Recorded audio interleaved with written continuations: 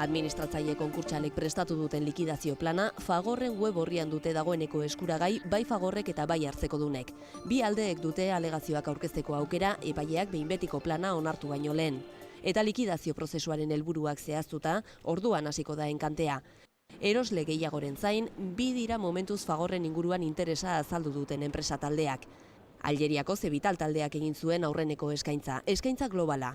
Oso zehatza Fagorrek Frantzian dituen markak eta lantegiak eskuratzeko, guztira 125 milioi euro ordaintzeko prest dago, baina Polonia eta Euskadiko lantegiei dagokienez, lanpostuak mantentzeko konpromisoa azaldu besterik ez du egin.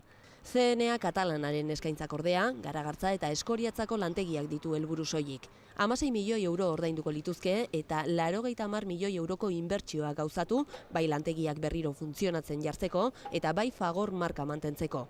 Horrekin gutxienez 520 lanpostu bermatu nahi ditu talde katalanak.